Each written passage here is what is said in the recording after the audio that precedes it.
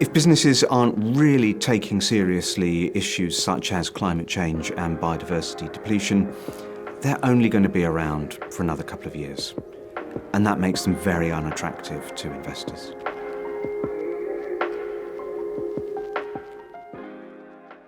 I think there are three fundamental reasons that businesses really need to focus on sustainability. The first is about the long-term resilience of the organisation. There's no way that it can exist into the future if it is trying to use resources that have already been plundered or depleted. The second is about cost saving, and carbon, water, waste are all proxies for money. If you can reduce your carbon, your water, your waste, then you are reducing expenses on your P&L. And the third, but tertiary reason, is about revenue and brand benefit.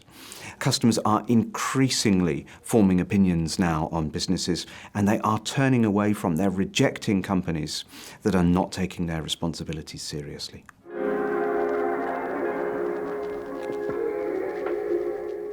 There are no difficult, complicated, unique characteristics of those companies that are doing this very well. The commercial imperative is incredibly simple and incredibly obvious when one understands the issues that are in play and the tools and techniques that we have available to solving some of those problems.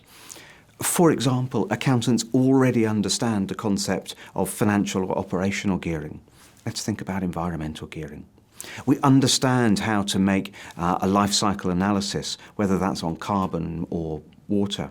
We understand very, very simple hierarchy approaches. And all of these are well known, well understood, and well applied by successful businesses. Some of the best companies in this space are those that are purpose-driven, they're forward-thinking, they're bringing in long-term income for their shareholders. In other words, they're the efficient, they're the innovative businesses.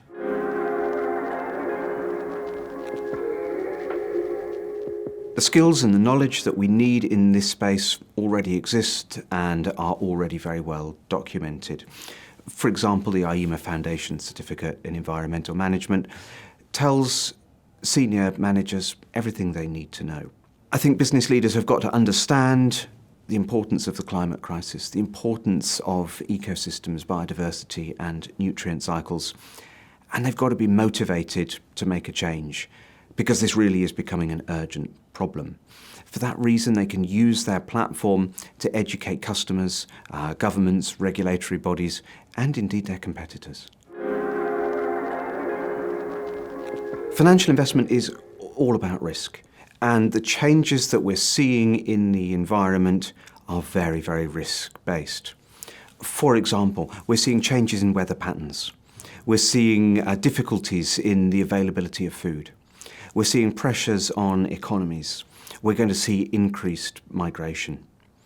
And so the investment community are desperately urging big businesses to really take action and start to protect against that risk.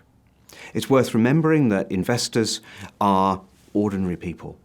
It's you and me. We all have a pension, and we want that pension to be successful. The real leaders here understand that the economy is changing. They understand that consumers and investors are looking for a slightly different return on their capital now. And so they're responding to that. They're growing their revenue in sustainable ways. They are minimizing their cost base, and they're future-proofing their businesses against climate change and breakdown in biodiversity.